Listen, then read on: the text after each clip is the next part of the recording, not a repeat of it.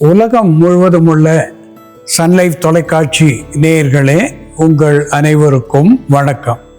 இது நாட்டு மருத்துவம், நலம் தரும் மருத்துவம், எல்லோருக்கும் ஏற்ற பக்க விளைவுகள் இல்லாத பாதுகாப்பான பண செலவுகள் இல்லாத மருத்துவம். எளிய மருந்துகளை இந்த நிகழ்ச்சியிலே நாம் ஒவ்வொன்றாக பார்த்து பழகி பயன்பெற்று வருகின்றோம். இன்று சில மருத்துவ குறிப்புகளை நாம் தெரிந்து கொள்வோம். இந்த கேன்சர் என்று சொல்லுகின்ற பொழுது வந்த வழி தெரியவில்லை, போகும் வழி புரியவில்லை என்று சொல்லக்கூடிய வகையிலே ஏன் வந்தது, எப்படி அது போகும் என்று தெரியாத ஒரு நோயாக இன்றும் விளங்குகிறது கேன்சர் என்று சொல்லக்கூடிய நோய். இது வாராமல் தடுப்பதற்கு ஒரு ஆன்டி ஆக்சிடென்ட் என்கின்ற மருத்துவ குணத்தை பெற்றிருக்கின்ற கனியோ காயோ கீரையோ நமக்கு பயன் தருகிறது. அந்த வகையிலே சிடியம் கஜாவா என்று தாவர பெயராலே சுட்டப்பெறுவது, கொவ்வா என்று ஆங்கிலத்திலே சொல்லப்பெறுவது கொய்யா பழம். இந்த கொய்யா கனி லைகோபீனின், குவர்சிட்டின் என்று சொல்லக்கூடிய மருத்துவ குணங்களை உள்ளடக்கியதாக விளங்குகிறது. பீட்டா கெரோட்டின் என்று சொல்லக்கூடிய மருத்துவ குணமும் அதிலே விளங்குகிறது. இவை அத்துணையும் ஒரு ஆன்டி ஆக்சிடென்ட் என்கின்ற பணியை செய்து த ஃப்ரீ ரேடிக்கல் எலிமெண்ட்ஸ் என்று சொல்லக்கூடிய தன்னிச்சையாக இயங்கி எங்கேனும் தங்கி செயல்பட்டு புற்று உண்டாக காரணமாக இருக்கின்ற நச்சுக்களை, த டாக்சின்ஸ் என்று சொல்லக்கூடிய நச்சுக்களை வெளியேற்றக்கூடிய ஒன்றாக விளங்குகிறது. இந்த கொய்யா பழம் ஃபைபர் என்கின்ற நார் சத்துவம் மிகுதியாக பெற்றிருப்பதனாலே இது மலச்சிக்கல் வாராது தடுக்கக்கூடிய ஒன்றாகவும் விளங்குகிறது. ஆயுளை அதிகப்படுத்தக்கூடிய ஒன்றாகவும் விளங்குவதனாலே அன்றாடம் ஒரு கொய்யாப்பழம் சாப்பிடுவதனாலே புற்று வாராமல் தடுப்பது மட்டுமல்லாமல் கண் பார்வை கூர்மை, நோயற்ற ஒரு வாழ்வை நமக்கு தரக்கூடியதாக இது விளங்கும் என்பதிலே ஐயமில்லை. அன்பான நேயர்களே, SLE என்று 3 எழுத்துகளிலே குறிப்பிடப்பெறுகின்ற ஒரு கொடுமையான நோய் என்று சொன்னால் அது மிகையாகாது. சிஸ்டமிக் லூப்பஸ் எரித்ரோமேட்டஸ் சிண்ட்ரம் என்று ஆங்கிலத்திலே அதை சொல்லுவார்கள். ஒவ்வாமை என்று கூட அதை தமிழிலே நாம் மொழிபெயர்க்கலாம். இந்த SLE என்கின்ற நோய் என்ன காரணத்தினால் வந்தது, என்ன காரணத்தினால் போகும் என்று சொல்ல இயலாத ஒன்றாக இன்றைக்கு நவீன மருத்துவத்திலே ஸ்டெராய்டு என்று சொல்லக்கூடிய மருந்துகள் தான் அதற்கு பயன்படுத்துகின்றார்கள். இந்த SLE நாளடைவிலே சிறுநீரகப் பழுது, இதயப்பழுது, மூட்டு வலி, இப்படி ஏதேனும் ஒரு பிரச்சனையை நாளுக்கு நாள் தரக்கூடிய ஒன்றாக விளங்குகிறது. ஆட்டோ இம்யூன் டிசீஸ் என்று இதை சொல்லுவது வழக்கம். நம்முடைய நோய் எதிர்ப்பு சத்துவமே நமக்கு நோயாக விளங்குகிறது என்று அறிவியல் மூலமாக அறிந்து இந்த நோய் எதிர்ப்பு சத்துவத்தை தணிக்கின்ற ஒன்றாக அது இம்யூனோ சப்ரசன்ட் மாடுலேட்டர் என்று சொல்லுகின்ற ஸ்டெராய்டு, ஹிஸ்டமின்ஸ் இவற்றை கொடுப்பது தான் வழக்கமாக இருக்கிறது. இது பக்க விளைவுகள் நிறைந்ததாக இருப்பதனாலே இந்த ஓசிமம் சாங்டம், ஓசிமம் டெனுஃபோலியம் என்றெல்லாம் சொல்லுகின்ற துளசி ஒரு அற்புதமான மருந்தாகி SLE என்கின்ற நோய்க்கு ஒரு தடை செய்வது மட்டுமல்லாமல் தணிக்கக்கூடிய ஒன்றாகவும் தீர்க்கக்கூடிய ஒன்றாகவும் விளங்குகிறது. காலையிலே 10 முதல் 15 துளசி, இரவு 10 முதல் 15 துளசி என்று 2 வேளை நீரில் இட்டு காய்ச்சியோ அல்லது வெறுமனே மென்று தின்றுவிட்டு சுடுநீர் பருகுவதனாலேயோ இது இம்யூனிட்டி என்கின்ற நோய் எதிர்ப்பு சத்துவத்தை நமக்கு அதிகமாக தந்து இம்யூனோ மாடுலேட்டர் என்கின்ற வகையிலே பயன் தந்து இந்த SLE என்கின்ற நோயிலே இருந்து நமக்கு நிச்சயமாக விடுதலை தரும் என்பதை சுட்டிக்காட்ட விரும்புகின்றேன்.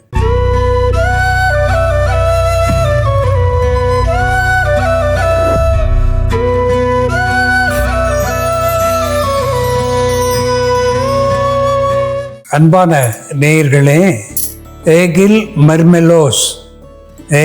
மர்மெலோஸ் என்று தாவர பெயராலே சுட்டப்பெறுவது வில்வம் என்று தமிழிலே சொல்லக்கூடிய ஒன்று.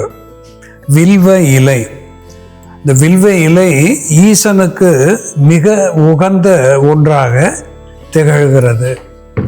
ஒரு வடமொழி பாடலிலே ஓர் வில்வத்தை ஈஸ்வரனுக்கு பூஜைக்காக நாம் அர்ப்பணிக்கின்ற பொழுது 100 பாடசாலைகளை கொடுத்த தர்மத்தை நமக்கு தருகிறது, கங்கை யமுனையிலே குளித்த பயனை தருகிறது என்று இந்த வில்வத்தை தொட்டாலும் சரி பார்த்தாலும் சரி அதனுடைய ஸ்பரிசம் நமக்கு பாவத்தை போக்குவதாக விளங்குகிறது என்று ஒரு வடமொழி பாடல் நமக்கு வில்வாஷ்டகம் என்கின்ற பாடல் நமக்கு சொல்லுகிறது.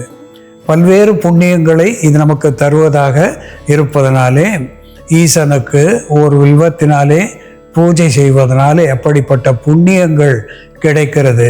இது ஆன்ம நோய்க்கு மருந்து. உடல் நோய்க்கு எப்படி மருந்தாகிறது வில்வ இலை என்று பார்க்கின்ற பொழுது இது ஒரு ஃபெப்ரிஃபியூஜ் டைஅப்போரட்டிக் என்கின்ற வகையிலே வியர்வையை தூண்டக்கூடியதாக விளங்குகிறது, காய்ச்சலை போக்கக்கூடியதாக விளங்குகிறது, உடலுக்கு குளிர்ச்சி தரக்கூடியதாக திகழ்கிறது. இந்த வில்வ இலைகள் 2-3 எடுத்து அதை மென்று தின்னுவதனாலே, குறிப்பாக அனபாலிக் ஸ்டெராய்டு என்று ஆங்கிலத்திலே சொல்லுவார்கள், ஊக்க மருந்து என்று அனபாலிக் ஸ்டெராய்டு என்று சொல்லுவார்கள். விளையாட்டு வீரர்கள் தங்களுடைய பலத்தை அதிகப்படுத்துவதற்காக பயன்படுத்துகின்ற ஒன்று இது அனபாலிக் ஸ்டெராய்டு என்கின்ற ஆங்கில மருந்து. அதற்கு ஒப்பான மருத்துவத்தை இந்த வில்வ இலைகள் பெற்றிருக்கின்றன.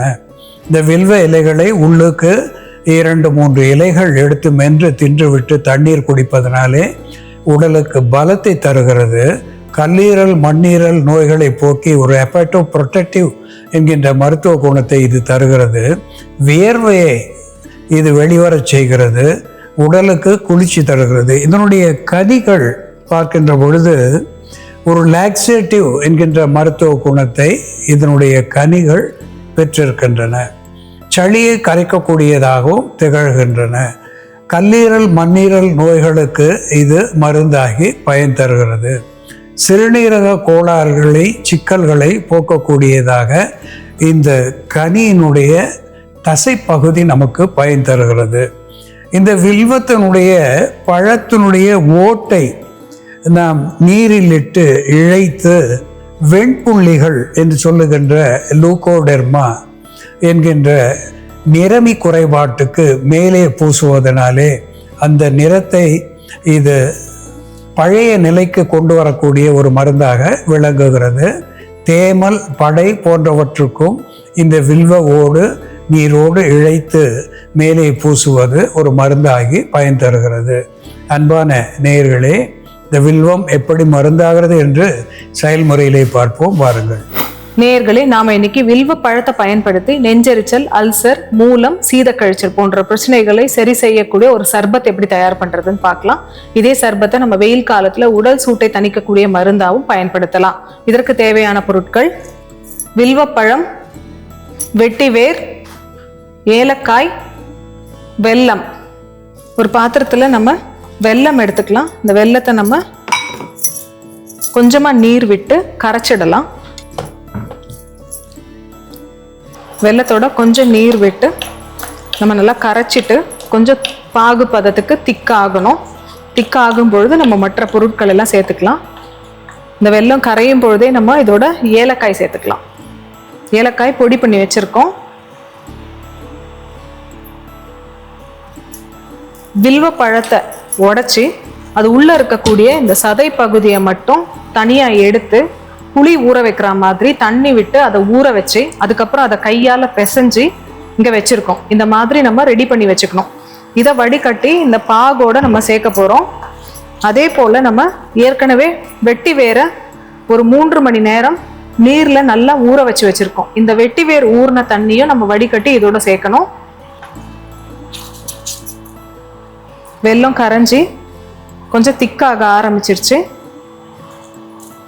ரொம்ப பாக ஆகாம ஓரளவுக்கு திக்கானதும் நம்ம வில்வப்பழச்சாறு ஆட் பண்ணிடலாம். வில்வப்பழத்தை புளி கரைக்கிற மாதிரி கரைச்சி வச்சிருக்கோம். இந்த சதையெல்லாம் வடிகட்டிட்டு சாறு மட்டும் சேர்த்துக்கணும். வெட்டிவேர் தண்ணியும் சேர்த்துக்கலாம். வெட்டிவேரும் உடலுக்கு குளிர்ச்சி தரக்கூடிய மருந்தா இருக்கிறதுனாலையும் பித்தத்தை தணிக்கக்கூடிய மருந்தா இருக்கிறதுனாலையும் நம்ம வெட்டிவேர் தண்ணி சேர்க்குறோம். இது நல்லா ஹை ஃப்ளேம்ல வச்சு கொதிக்க வைக்கலாம். கொதிச்சு இது ஒரு சர்பத் பதத்துக்கு வரணும். நமக்கு அது வரைக்கும் இதை நல்லா கொதிக்க வைக்கணும். இந்த சர்பத்தை நம்ம தயார் பண்ணி வச்சுக்கிட்டோம்னா தினமும் காலை மாலைன்னு இருவேளையும் 2 தேக்கரண்டி எடுத்து அதோட ஒரு 1/2 டம்ளர் அளவு நீர் விட்டு நம்ம டைல்யூட் பண்ணி குடிச்சிட்டு வரும்பொழுது நமக்கு பித்தத்தினால ஏற்படக்கூடிய உடல் சோர்வு போன்ற பிரச்சனைகள் சரியாகும். கண்ணெரிச்சல், வெயில் காலத்துல உஷ்ணத்தினால வரக்கூடிய கண்ணெரிச்சல், சிறுநீர் எரிச்சல் போன்ற பிரச்சனைகளும் சரியாகும். உடலில் உள்ள அதிகப்படியான அமிலத்தன்மையை கட்டுப்படுத்தக்கூடிய மருந்தா இது செயல்படும். அமிலத்தன்மையினால ஏற்படக்கூடிய புண்கள், அல்சர் அவற்றை ஆற்றக்கூடிய மருந்தாவும், அசிடிட்டினால ஏற்படக்கூடிய நெஞ்செரிச்சலை போக்கக்கூடிய மருந்தாவும் இந்த வில்வப்பழ சர்பத் இருக்கும். வில்வ இலைய நம்ம பெண்களுக்கு மாதவிடாய் காலத்துல ஏற்படக்கூடிய அதிகப்படியான இரத்தப்போக்கை கட்டுப்படுத்தக்கூடிய மருந்தா பயன்படுத்தலாம். இந்த வில்வ இலை 5 to 10 கிராம் எடுத்து நல்ல மைய அரைச்சிடணும். இந்த நரம்பெல்லாம் இல்லாம இலைகளை மட்டும் உருவி அரைச்சிட்டு அதை பெண்கள் மாதவிடாய் காலத்துல அதிகப்படியான இரத்தப்போக்கு இருந்ததுன்னா அந்த சமயத்துல அதை சாப்பிட்டுட்டு குளிர்ந்த நீர்ல குளிக்கணும். சுடுதண்ணியில குளிக்காம குளிர்ந்த நீர்ல குளிச்சுட்டு வரும் பொழுது அவர்களுக்கு மாதவிடாய் காலத்துல ஏற்படக்கூடிய ஹெவி ப்ளீடிங் கண்ட்ரோல் ஆகும். அதே போல நமக்கு காய்ச்சல் அதிகமா இருக்கும்போது வில்வ இலையை காய்ச்சலை தணிக்கக்கூடிய ஒரு மருந்தா நம்ம பயன்படுத்தலாம். வில்வ இலை 2 அல்லது 3 இலைகள் எடுத்து அதோட சுக்கு, மிளகு, சீரகம் இவை 3 சேர்த்து நல்லா இடிச்சு கொதிக்க வச்சு கஷாயமா தயார் பண்ணி நம்ம காலை மாலைன்னு இருவேளையும் சாப்பிட்டுட்டு வரும்பொழுது காய்ச்சலை தணிக்கக்கூடிய மருந்தாவும், காய்ச்சலை ஏற்படுத்தக்கூடிய நுண்கிருமிகளை கட்டுப்படுத்தக்கூடிய மருந்தாவும், வியர்வையை தூண்டக்கூடிய மருந்தாவும் இது செயல்படும். வில்வ இலையை நம்ம காய்ச்சலுக்கு இப்படி மருந்தா பயன்படுத்தலாம். இந்த சர்பத் இப்போ தயாராகிடுச்சு. நம்ம உடனே குடிக்கிறதா இருந்தால் இந்த மாதிரி நல்லா டைல்யூட்டடா இருக்கும்பொழுதே எடுத்து இதை வடிகட்டி ஆற வச்சு அப்படியே குடிக்கலாம். இதை நம்ம ஸ்டோர் பண்ணி வச்சுக்கிறதா இருந்தா இன்னும் நல்லா திக்கா ஆகிற வரைக்கும், சிரப் ஃபார்ம்ல வர வரைக்கும் இதை நம்ம கொதிக்க வச்சு பொறுமையா எடுக்கணும்.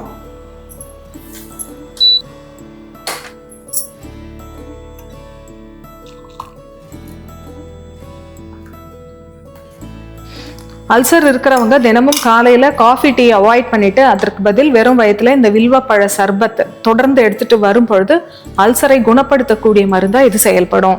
வில்வப்பழம், வெட்டிவேர், ஏலக்காய் மற்றும் வெல்லம் சேர்ந்த இந்த சர்பத் தினமும் நம்ம காலையில பருகிட்டு வரும் பொழுது பித்தத்தை தணிக்கக்கூடிய மருந்தாவும், உடல் உஷ்ணத்தை குறைக்கக்கூடிய மருந்தாவும், அல்சரை குணப்படுத்தக்கூடிய மருந்தாவும், அதே போல சீத கழிச்சலை போக்கக்கூடிய மருந்தாவும் இது செயல்படும். அன்பான நேயர்களே, மகேஸ்வரனுக்கு மகிழ்ச்சியூட்டக்கூடிய ஒரு தலம் வில்வ தலம். அந்த வில்வ இலைகள் ஒரு அற்புதமான ஃபெப்ரிஃபூஜ் என்று சொல்லுகின்ற வகையிலே வியர்வை தூண்டக்கூடிய, காய்ச்சலை தணிக்கக்கூடிய ஒன்றாக விளங்குகிறது. இதனுடைய கனிகள் துவர்ப்பு சுவையுடையதாக இருந்து அஸ்ட்ரிஞ்சன்ட் என்று சொல்லக்கூடிய வகையிலே குருதிப்போக்கு, வெள்ளைப்போக்கு, வேறு ஏதேனும் ஒழுக்கு இவை இருந்தால் அவற்றை தடுத்து நிறுத்தக்கூடிய ஒன்றாக இதனுடைய கனி விளங்குகிறது. அந்த கனியோடு ஏலம் சேர்த்து நாம் பானமாக பருகுகின்ற பொழுது அது வயிற்று கோளாறுகளை வேறறுத்து ஒரு லாக்ஸேட்டிவ் என்கின்ற வகையிலே மலமிளக்கியாக விளங்குகிறது.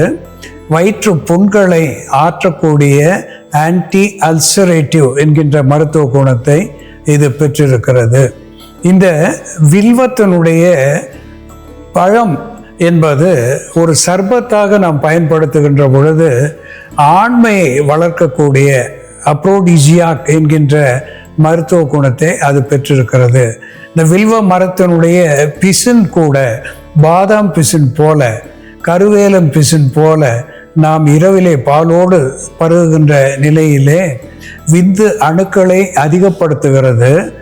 உயிர் அணுக்களை அதிகப்படுத்துவது மட்டுமல்லாமல் அதனுடைய மோட்டிலிட்டி என்கின்ற பயணத்தன்மையை அதிகரிக்கக்கூடிய ஒன்றாகவும் இந்த வில்வம் விளங்குகிறது என்பதை இங்கே சுட்டிக்காட்ட விரும்புகின்றேன். அன்பான நேயர்களே, இது பூஜைக்காக பயன்படுத்துகின்ற வில்வம் எப்படி ஒரு அற்புதமான மருந்தாகிறது என்று நாம் பார்த்து தெரிந்து கொண்டோம். இது போல வேறு ஒரு மருத்துவ குறிப்போடு நாம் மீண்டும் சந்திப்போம். நன்றி, வணக்கம்.